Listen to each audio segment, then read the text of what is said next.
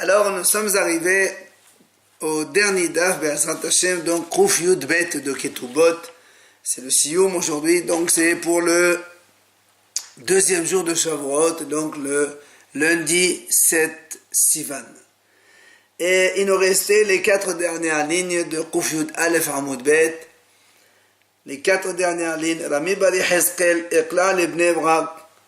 Rami Bari Hezkel, il est arrivé donc, il a voyagé à Bnei Brak. Hazanu leheno eze, dekachlan tutet te'ene, וקנטיף דובשה מתאנה וחלבה טעיף מנייהו ומערב בהדי הדדי. Il a vu donc des chèvres qui étaient en train de manger en dessous d'un figuier et des figues coulaient du miel et de ces chèvres-là coulait du lait et en bas ça se mélangeait ensemble. Amar, il a dit Haïno zavat halav udvash. C'est ce qui a marqué dans la Torah, c'est une terre où coule le lait et le miel, c'est là où se sont mélangés donc le lait et le miel. Amar Rabbi Yaakov ben Dustai, il a dit Rabbi Yaakov ben Dustai, Milod le Ono chez le Shamilin. Depuis Lod jusqu'à Ono, il y a 3 kilomètres. Paramahat qedamti beneshef, והלכתי עד קו סולי בדבש של תאנים. Il a dit une fois, il s'est levé bonne heure le matin, donc il faisait encore un peu nuit, et il a marché jusqu'à sa cheville trempée dans le miel de figue pendant donc ces 3 kilomètres. Amar Resh Lakish, il a dit Resh Lakish, il a dit Hazeli, Zavat Holav Udvash Shel Tzipori. Resh Lakish, il dit moi j'ai vu que à Tzipori, ce passage qui a marqué dans la Torah, Zavat Halav Udvash, où coule le lait et le miel, eh bien, dans la ville de Tzipori, Have Shetzad Melin à Shetzad Melin. Il y avait donc 16 km sur 16 km du miel donc dans le sol. Amar Rabba Babar Hana, il a dit Rabba Babar Hana, les Didi Hazili, Zavat Halav Udvash Shel Kol Eretz Israël, le passage qui a dit la terre où coule le lait et le miel dans tout Israël, ben cet endroit-là, c'est la distance comme il y a entre Mavé Mersé et Akra de Tulbanqé. C'est-à-dire en tout c'est combien? Kafbet par C, Orka, ou Fotia, Sheta par C. Il y avait donc une longueur de 22 par ça. La parsa, c'est 4 km, ça fait 22 fois 4, 88 km de long. Ufutia et la largeur, Shitta passé 6 fois 4 km, ça fait en tout 24 km. La Gemara raconte la Bihalbo, la Biawira, la Bioseb al-Hanina, ces 3 hachamim. Ils sont arrivés dans une ville en Israël. Aïto Kamayo Afasika, il leur a amené une pêche. De Hava qui est Kfar Hino, qui a été gros, il avait le volume comme une casserole de Kfar Hino. Et c'est combien? Elfas Kfar Hino, cette casserole de Kfar Hino, comme avait la Gemara dit, Hamesh Se'in. Il y avait dans 5 CA. C'est à peu près 40 litres. Achlou Shelish, Vehefkidu Shelish, Unatnu Lifne Behemtan Shelish. Alors ces 3 hachamim, ils ont donc mangé le tiers de cette pêche. Ils ont donné à leurs animaux le tiers de cette pêche et ils ont abandonné le 3e tiers qui restait. Les Shana, l'année d'après, Iqla Rabbi Lazar le Hatan. Rabbi Lazar est arrivé là-bas. Il lui a amené aussi une pêche. Cette fois-ci, il a attrapé cette pêche, une seule pêche dans sa main. Ça veut dire qu'il y a bien sûr donc rapetissement de ces pêches. Mais Ahmad, il a dit la terre d'Israël qui faisait sortir des fruits. Maintenant, l'imleha, ça devient plus petit, donc ça rapetissait. À cause de la rat yoshveva, le mauvais comportement de ses habitants. Rabbi Yoshua ben Levi il a voyagé dans la ville de Gabla. Il a vu donc un vignoble. Et de loin, il a vu entre les vignes comme si qu'il y avait des veaux de partout. Amar Arani ben Akfanim, il dit comment? On a vu des veaux comme ça entre les vignes. Amroli Katofe Ninho. Ils lui ont dit non, c'est pas des veaux, c'est des grappes de raisin. C'est-à-dire chaque grappe, elle avait le volume d'un veau. Amar, il a dit, il a dit, terre d'Israël, fais rentrer des fruits. À qui tu fais sortir ces beaux fruits-là, à ces goyim-là qui se sont dressés contre nous à cause de nos péchés? L'année d'après, Rabbi Hiya est arrivé là-bas. Il a vu cette fois-ci les grappes étaient grosses comme des chèvres. Amar, Ezim ben Akfanim, il a dit quoi? Il y a des chèvres entre les vignes. Alors les gens disent, va-t'en d'ici, tu vas pas nous faire la même chose que ton ami. Puisque l'année d'avant, il est venu, il y avait comme des veaux, maintenant il y a comme des chèvres. Alors si il va encore lui dire, terre d'Israël, fais entrer tes fruits, il va encore rapetisser. Tano Rabbanan Chachamim enseigne.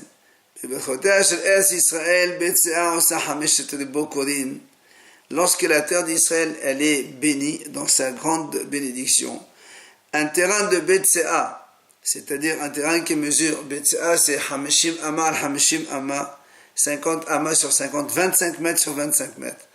Un terrain de cette dimension, ça Hameshet Ribo Korin, elle fait une culture de 5 Ribo, 10 000, donc 50 000 corps. Le corps, c'est à peu près 250 kilos. 50 000 fois 250 kilos. Bishivata Shel Tzoran, maintenant, il dit, quand la ville de Tzoran, qui est en Égypte, elle est bien résidée, Betsea aussi Shiv'im Kourim. Le Betsea, donc le même terrain à Tzoran en Égypte, il fait 70 fois 250 kilos. Détania, comme la Breta ancienne. Amar Rabbi Meir, ani ra'ite bevirat Bet She'an, Betsea osa Shiv'im Kourim. Il a dit, Rabbi Meir, j'ai vu dans la vallée de Bet She'an qu'une CA, elle fait 70 cours. Il n'y a pas meilleure de toutes les terres que celle de la terre d'Égypte, en dehors d'Israël bien sûr. Comme le passage qui le dit, comme le jardin d'Hachem, c'est la terre d'Égypte. Et dans toute l'Égypte, il n'y a pas mieux, donc une meilleure terre que celle de Tzoran. Et là-bas, il y avait beaucoup de rois qui se succédaient. Comme le passage qui dit les Frances étaient à Tzoran. Il n'y a pas plus de terrain rocailleux en Israël. Il n'y avait pas plus que Hebron. Hebron n'était pas du tout une terre fertile. La preuve de Aoukav de Bashirbe, on a réservé pour enterrer les morts. Donc, si on prend le plus mauvais des terrains d'Israël et on le compare au meilleur terrain d'Égypte, la ville de Hebron, elle fait une culture 7 fois plus que la ville de Tzoran. Comme c'est marqué dans le Passour. Hebron, Sheva Shanim Nivnet, Al Lifnei Tzoran Misraim. Hebron, elle a été Nivneta, donc construite, on comprend comme ça. L'Agma va expliquer autrement. 7 années avant la ville de Tzoran. Alors justement, l'Agma dit Ma Nivneta, ça veut dire quoi Nivneta? Est-ce que Elim, Ma Nivneta Mamashi, on dit construite réellement? C'est pas possible. Pourquoi? Est-ce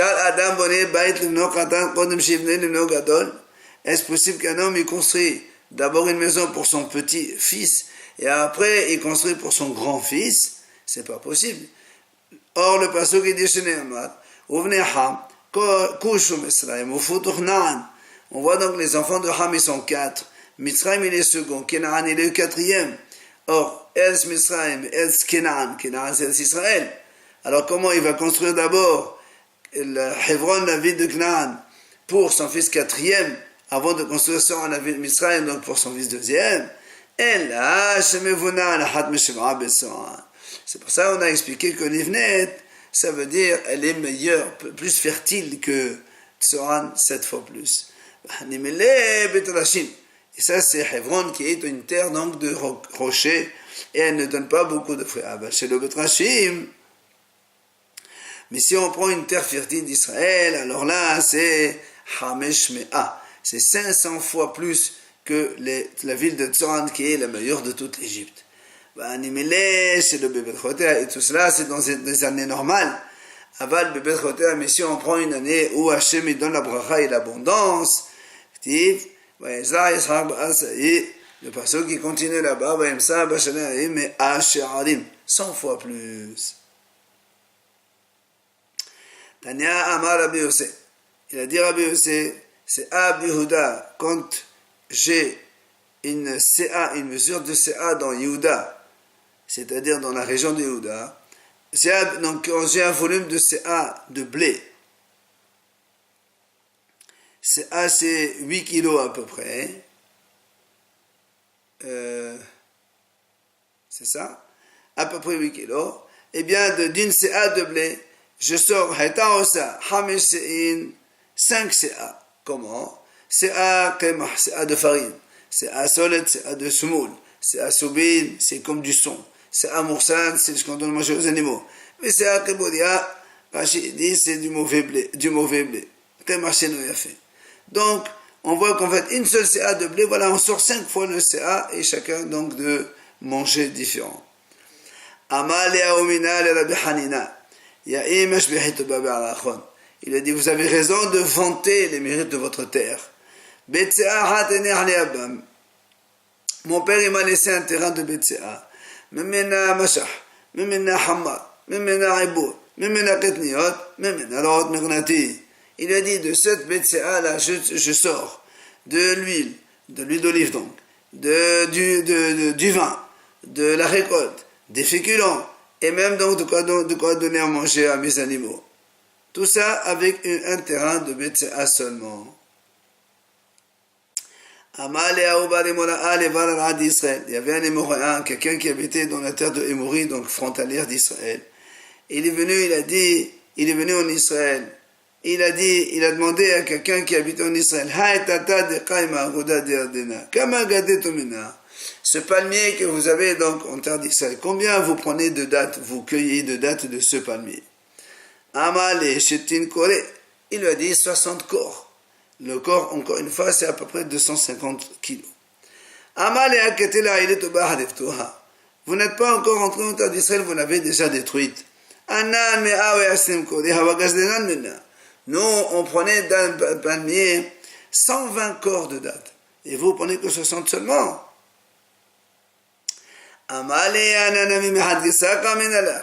Il dit, mais moi aussi, il lui a répondu l'autre, moi je te parle que d'un seul côté, pas des deux côtés. Si on prend des deux côtés, ça fait effectivement 120 corps. Amar Rav Hazda il enseigne.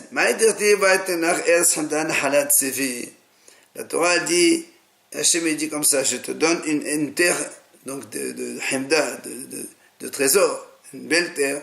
Nahalat Sevi. Il a appelé le mot cerf. Pourquoi on a comparé la terre d'Israël à un cerf? De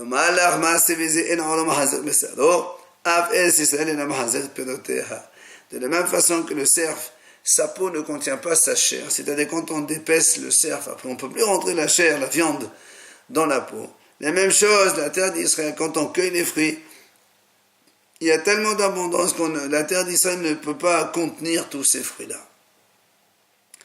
D'abord, une autre explication. Comme le cerf il est le plus léger parmi les bêtes sauvages, même la terre d'Israël aussi, elle est la plus légère parmi toutes les autres terres du monde pour faire mûrir ses fruits. Donc les fruits d'Israël, ils mûrissent plus vite que tous. Alors là, on m'a dit d'accord, dans ces cas-là, on peut aussi faire une comparaison.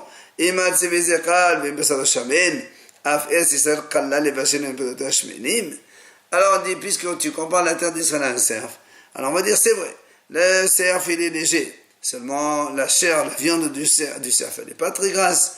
Alors on va dire la même chose, la terre d'Israël c'est vrai, elle fait sortir donc ses fruits précocement, mais alors les fruits ne sont pas très gras, ils ne sont pas très bons. Alors c'est pour ça Talmud Omar il a apporté le passage qui dit Zavat halav udvash sheminim mehalav umtokim medevash. Il dit que la Torah elle dit Zavat halav udvash, c'est pour nous dire que ces fruits sont plus gras que le lait et ou plus doux que le miel. La Gemara raconte à Bilazar qui a salir le Eretz Israël, Amar parti les Mehada. Quand Rabbi Lazar il est monté en Israël, il a dit, je suis sauvé d'une malédiction. Après, on l'a nommé Rav, Amar parti les Metarté. Je suis sauvé de 2 malédictions. Quand ensuite on a installé parmi les Hachamim qui faisaient le calendrier, Amar parti les Metelat. Il a dit, maintenant je suis sauvé de 3 malédictions. De quoi s'agit-il? Chez Nehemar, en fait, on a vu un passage de Yehezkel qui dit, à propos des prophètes, des faux prophètes, Nevi HaSheker, Hachem dit comme ça,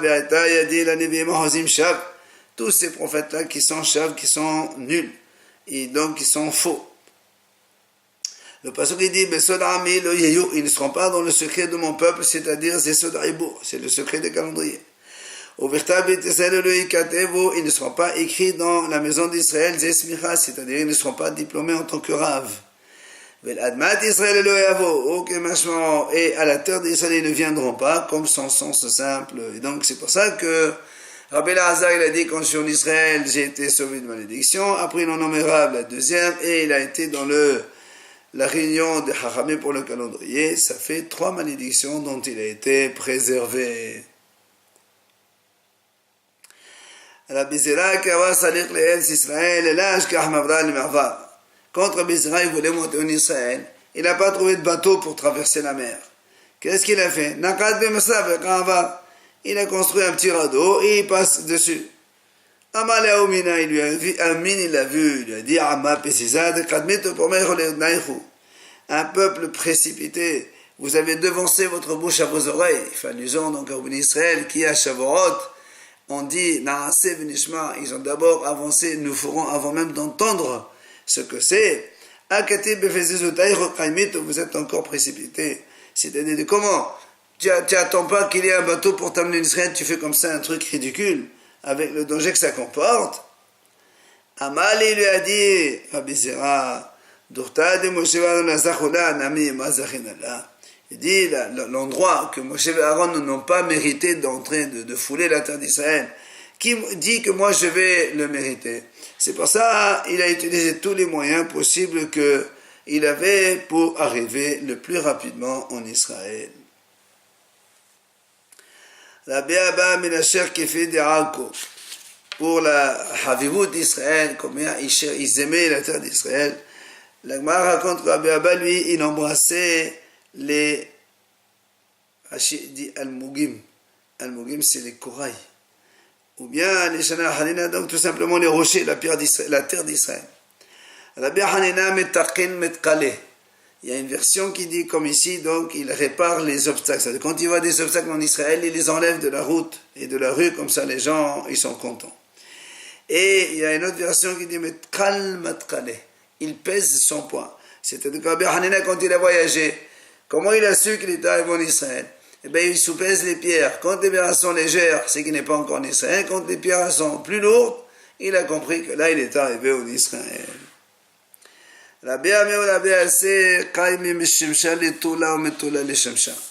Rabbi Amir, Rabbi Assi, quand ils faisaient cours, ils étaient dehors, en plein air. Alors, quand le soleil, parce que ça dure longtemps, leur shiur, c'est pas une demi-heure, c'est 3, 4, 5 heures.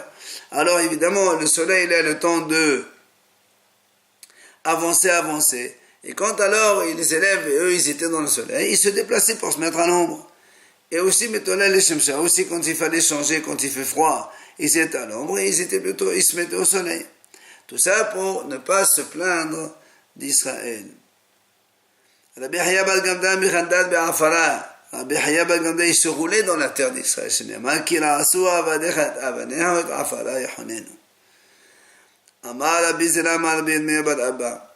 Enfin, puisqu'on parle de la terre d'Israël à l'époque du Mashiach, Rabbi Zera, au nom de Rabbi Meir, nous enseigne Dor Sheben David Ba Kategoria Betalmidei Hachamim.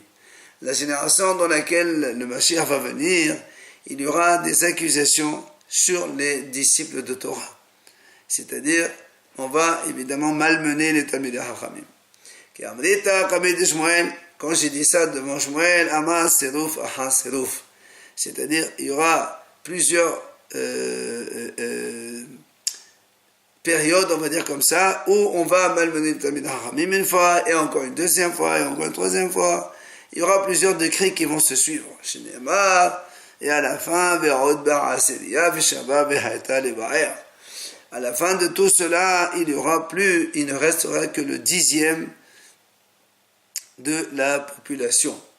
Tane Rav Yosef Bezouzé ou Vazouzé de Vazouzé. Rav Yosef, lui, il a enseigné, il a dit donc pillage derrière un autre pillage. C'est ça en fait pour les Talmidei Haramim. Il y aura des zérotes qu'on leur enlève de l'argent donc une période après une autre. Et pour bien finir la Maseret, Amar Abhya Balashi Amarav, il a dit donc Abhya Balashi Nondorav, Atidin Kol Elanis Serach Sheberes Israël, Shit Anu Perot. Tous les arbres d'Israël, même ceux qui ne sont pas fruitiers, à l'époque du Mashiach, ils vont donner des fruits. Chez Nehemar, comme le passage dit, Ki'es Nasa Pedio, Te'ena Bagefen, Nateno Helam. De la même façon que le figuier et la vigne, ils donnent leurs fruits. Aetz, les autres arbres qui normalement ne sont pas fruitiers, Nasa Pedio, il donnera ses fruits. Adlan Allah Sheneda en Exerot, Oslik Anan Maseret Ketubot, et Be'ezrat Hashem, on commencera Maseret Nedarim demain Blined.